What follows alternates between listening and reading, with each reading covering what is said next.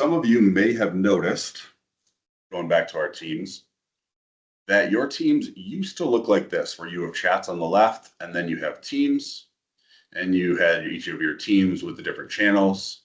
And depending on how much you use it, you might have some conversations in there. So your teams may have used to look like this, but may have recently changed. So Microsoft has more recently released something to allow a different view.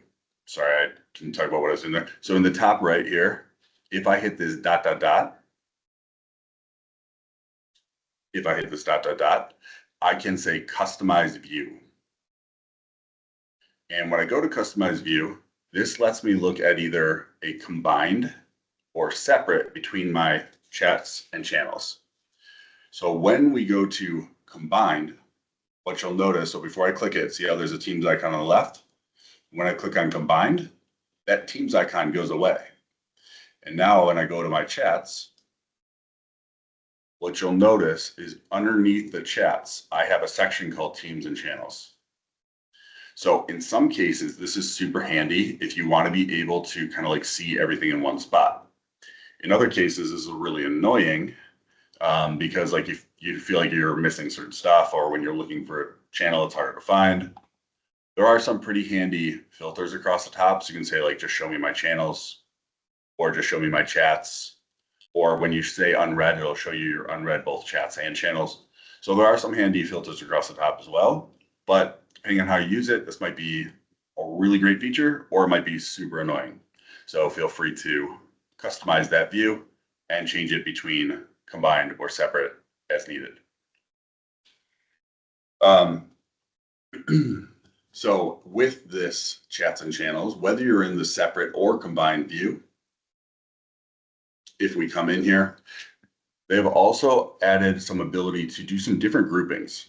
So I have my chats section here, and I have my favorites. So if I wanted to add somebody to my favorites, I can hit the dot, dot, dot on their name, and I can say move to and favorites, which is great. I also now can say dot, dot, dot, move to, and I can say make a new section. So I'm going to say my team. And now Erwin's on my team, and let's say Alex is on my team. And I can add as many people as I want. I can collapse these different sections and kind of keep my chats organized. So when this feature first came out, I think I shared this last time, I was really excited about it, and I got super organized, and I made one group for every department and my group chats and all this stuff. And so I had like 15 groups, and it was great, I thought. And then as soon as I started working with it, I would have an unread message, and it was super hard to tell where that unread message was. Or it would be an unread message somewhere buried in one of the groups, and I would kind of miss it because it no longer brings this, the most recent unread message to the top.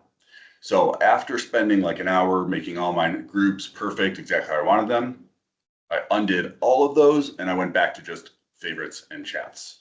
So depending on how you're working, you might want one group, you might want two groups, but I wouldn't go as crazy with it as I did. That did not work out well for me.